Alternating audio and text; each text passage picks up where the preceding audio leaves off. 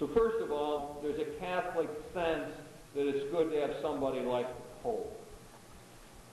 It's good to have somebody like him who holds it together, who's a focal point of unity, that is the spokesman of gospel ideals. That's the way Jesus set it up. He had the 12. One was the boss, the leader, Peter, and we've continued that, and that seems to be a good way to do it. Because otherwise you fragment. You fragment too much, and that won't work. We might not like what he says sometimes. We might not like how he acts. We might like him to live in a different city or dress differently or write different kind of letters or a lot of things. We might wish he was female instead of male. You know, you can wish a lot of things, but there's sort of a Catholic sense that it'll all run better if there's somebody around who can speak the gospel ideals and who can call a council and get all the bishops together. And a lot of us, when we think about that, think of on the 23rd. Well, Protestants said at the time, well, that's what a pope's like, and I can live with that. Or we ought to have something like that. So the general feel in the Christian world that I have a growing sense that it's good to have some focal point of view. So we emphasize old, long Christian tradition. You know, we're in touch with people like Augustine and Aquinas. We quote them often. We think the fathers of the church are important. We fundamentally think that you can, that Christianity can be in various cultures. Now, we've had our bad moments on that, like Matteo Ricci's story tells us, but fundamentally there's been the sense that the church is universal, that there's no essential reason why a Chinese person cannot be Catholic. There's no essential reason why any person on this globe can't buy in faith. It is a universal religion in that sense. So we have a long and vast tradition, and we draw on it. And so there's people, that's what we would say about people. Some people like holy water, and some people like palms, and some people like ashes on their head, and Ash Wednesday. And what we say is there's a whole bunch of traditions that have grown up over the centuries, and Catholics sort of feel like they can dip in and take any one they want. If they want to say the rosary, they can do it. Have a devotion to St. Anthony, they can do it. They like to go to Mass, fine. So there's a way in which there's this sense that there's a big tradition and we can latch on to it. Thirdly, we expect to experience God in and through the material world. That's our sense of blessings, of the goodness of the material world. That's why we've got sacraments. That's the basis of sacraments. Our idea is that God doesn't just jump down from the sky into our head, but that God uses the material things. That's why we go to confession and pour water at baptism, so on, because we want the visible signs. We have blessings for everything. Pregnant women and automobiles, and we bless the food before we eat it. All of those things that say God is in the material world. We expect that world to somehow mediate God's presence to us. So Christianity, Catholicism in particular, is a world of symbol and incense and candles and statues. So much so that when Protestants come in our churches, it looks cluttered to them. It's too much. It's overdone. They're not comfortable there. And we got all this stuff going around. You know, and it's sort of the idea that, well, God speaks through all these things to us. Material world mediates God's presence in us. Fourthly, we have a positive notion of human nature, that we are fundamentally good people. That distinguishes us out very often from the Calvinistic tradition, which was dominant here in the United States when the immigrants came over. And that was a clash of cultures. The Calvinistic world said something like human nature is essentially depraved. You need blue law to keep it in check. You need certain things you need rules, and because human nature prayed will soon have order. And the immigrants fit into that. They saw life in a different way. They thought that God gave us these good things to use. essential goodness about human beings. Unfortunately, in the Catholic heritage, that often broke down when the topic turned to sex. Somehow the essential goodness of human nature got left out of the picture. There's always a residue of positive thought about it. So we never got lost entirely. But much of the Catholic tradition overplayed it with a negative sort of outlook on sexuality. But at bottom, the resources in the Catholic tradition to resurrect a healthy notion of sexuality along with the rest of nature. I guess number 5, I must have sort of elided that number 2, and so I don't to repeat all of that.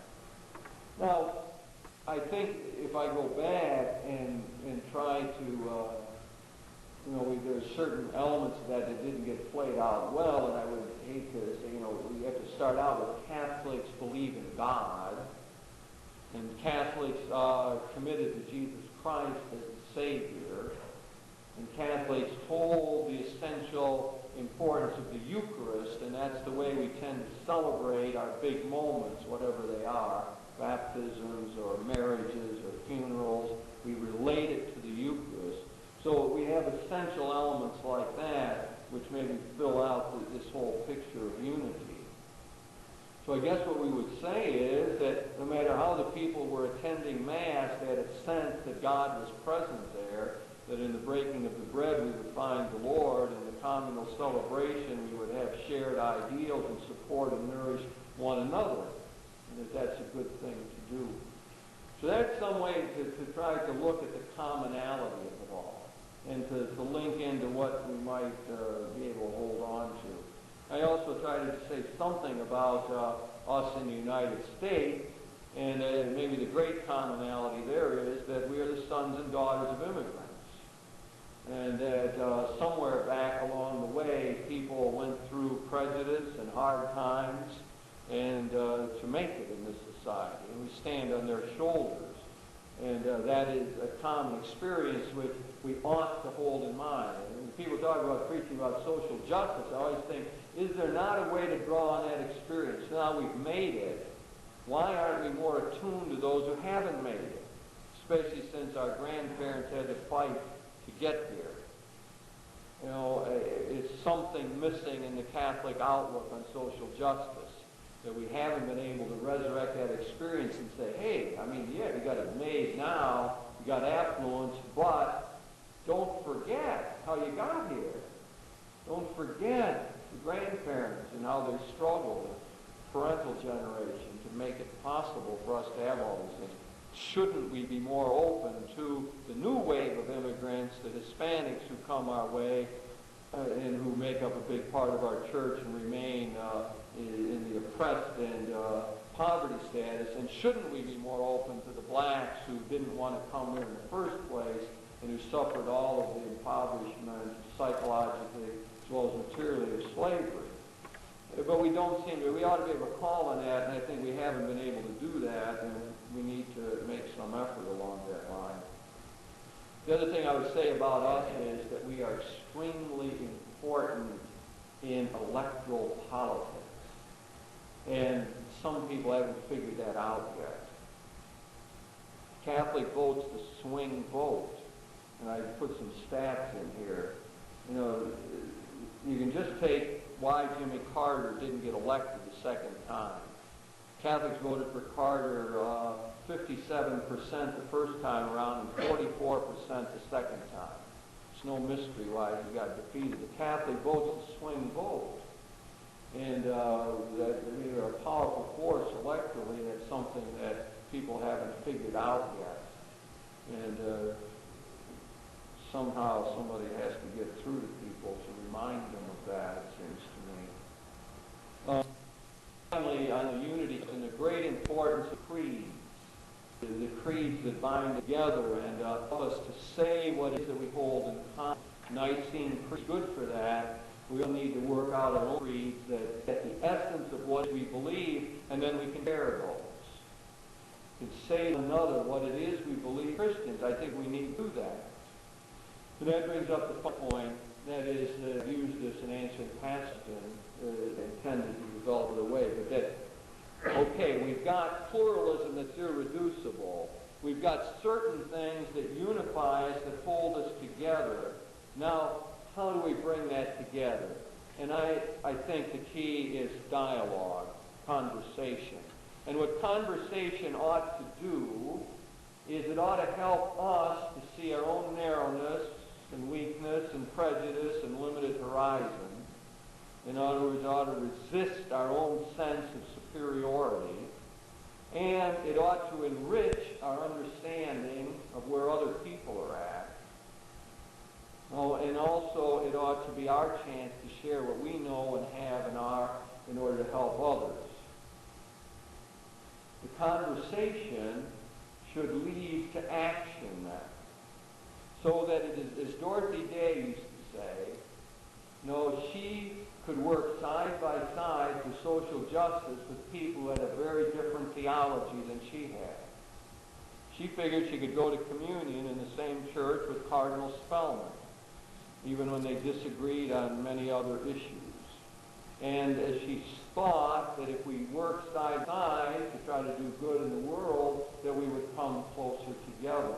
And that's where our unity would be found, not just in the theoretical realm and not just the realm of theology or in conversation, but a conversation that leads to action. Because the important thing is to change things, to make the world better. And that's what the conversation ought to help us do. Well, as you can tell by the notes, I had many other things that I might have liked to say, but didn't. And maybe you can filter some of that out yourself. But I think the main message gets across, to me anyway. We got a lot of pluralism. Historically, we see a lot of stories that illumine that. The new pluralism today is that we're aware of the fact that there's no real way to get the kind of unity we'd probably like to have. And that's frustrating. But it's more frustrating not to admit it. And if we can admit some of the inability to get it together and to share worldviews with other people, then we can get on with it. And that's fundamentally, when I went back last week to the question of dissent and so on, I used the example of the fellow who had disagreed with me and then asked me I asked him to go out to lunch, and we went out to lunch, and he said to me, the first thing he says to me is, I like the stuff you write about your father. Well, there we've got an example of moving to some sort of conversation that's got a chance to overcome the differences. Now, there's no way for that fellow and for me to exchange worldviews. That's not going to happen. He's not going to change his, and I'm not going to change mine. It's embedded in that. But we can sit down and converse about our loved ones, and I'd like to think we could get up from the table and to go out and help feed some hungry people. And that's, again, it seems to me, how the thing could work. It's not any great mystery. You have to accept the fact, if I want to sit there all day and make him accept my worldview, I'm going to be frustrated. I'm going to waste my time. It's fruitless to get him to change the most fundamental outlooks, his theology, his philosophy, his worldview, his ecclesiology, his understanding of church. Frustrated. Can't happen. No sense in it. So let's do something we can do. We converse about the deeper things where we can find family resemblances within this church, and then we can work side by side. I think that's enough. What I'm going to suggest is that we stop and let people go comfortably and for a couple minutes, and then anyone who wants to stay, I'll be happy to try to carry on the conversation a little bit longer. And invite everyone to come back next week, and we'll talk about how we would make parishes work better. Thank you.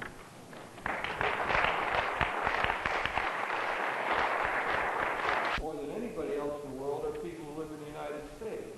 Now, if you transpose that now into the religious question, and we say, well, it is Catholics in the United States who come to see this through osmosis, who just live here, who have a feel for it. I once use this example, is the Cardinal Ratzinger, Charles Kern thing. People on television see Ronald Reagan down with Jimmy Carter at at the Carter Library, standing side by side, joking, and so on. I think that these two guys, were in a fight, and they said horrible things about one another. And yet, look at them, they're standing side by side, joking, and so on.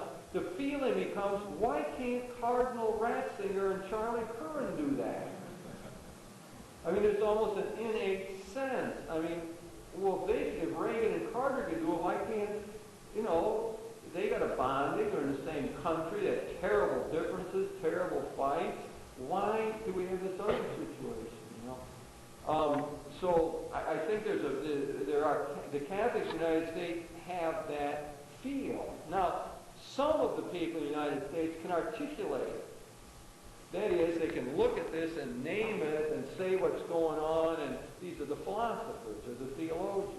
The average person isn't walking around saying, let's celebrate pluralism. I mean, they live it out.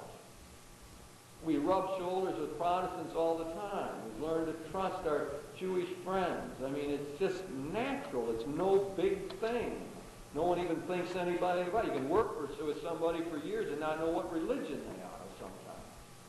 I mean, it's just not a big thing. It's easy for us. We're good at it. We've learned over a couple hundred years. So we take that experience back to the church. Some can articulate it. Some simply live it out. Now, what happens, I think your question is very telling, is a lot of the sense is that Rome can't understand that. Vatican doesn't understand the pluralism in the Church of the United States. And in a way, maybe they can't. I mean, how can you grow up in Poland and all your life and in that situation, live in a communist country and so on, and know in your guts and bones what pluralism is about? See? So it seems to me that in a way, the people in the Vatican don't have the sort of cultural background and history that we have that gives one an innate, intuitive, positive sense of pluralism. I think when you come out of another background, you start the other way. You say, ooh, this is scary. I'm used to more uniformity and more of a monolithic society. And this is scary to me. How am I going to handle it? I think that's what sets up the part of the difficulty that we have. And therefore, when we're looking for tolerance and freedom and so on, do we lose something that someone could help with? A little book. How about a quick search for a little book? What color was this little book? Well, you were sitting over here. Yeah. Okay. Follow up, yeah.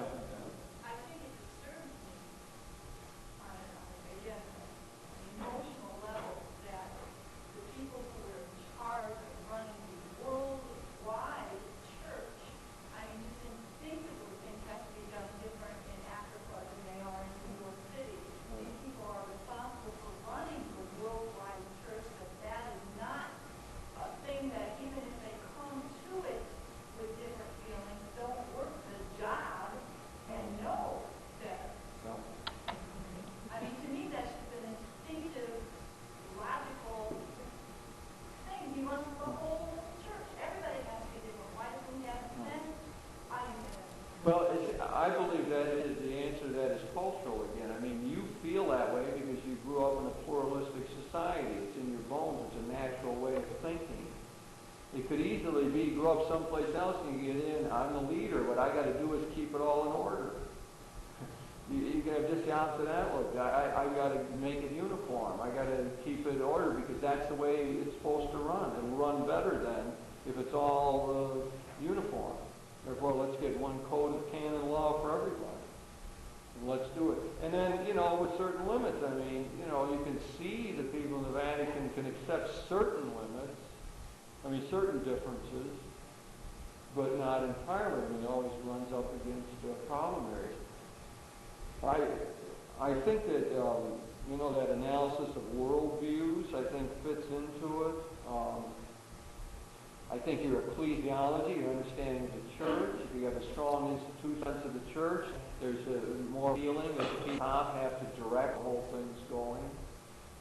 I think that it is difficult, and the people who talk to the Pope about these things, I mean, he tells our bishops times when they go over the lifestyle here, and he sees good things about this, but there'd be a lot of indications that the pluralism is not part of his mental set as he views it. I think it's a really good analysis of where we're at, and I think that's what people do. See, what Rodder said is that the people in the Vatican are working with one theology, and it's a traditional scholastic theology. And what they haven't figured out yet is that the theologies that are at work in different parts of the world have different premises, different orientations, different categories. And so they haven't figured out yet that you can't understand them or critique them unless you would try to enter their world. And that's when there's been the trouble with the Dutch theologians or whatever, that's what's been behind it. They call them to Rome, and they can't, dialogue is very hard. And I can tell you firsthand of trying to go through that with a lot of people, of dialoguing with people who have that traditional scholastic outlook, it is frustrating. Because everything you say, they want to fit into their frame. And I think to some extent we all do that. And that's frustrating. Because then I'm not taking you on your own terms in a way. And I think it's a certain amount that's inevitable in conversation. And someone told me at the break that what they got out of what I said was that not to be frustrated with their frustrations.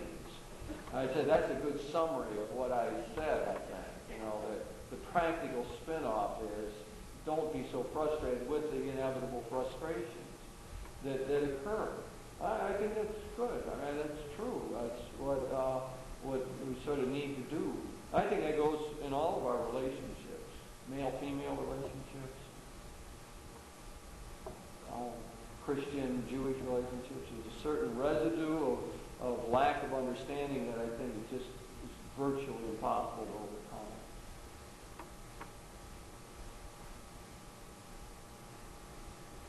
Yeah. I wonder if it's because American Catholic ethnics have risen to the top economically and economical welfare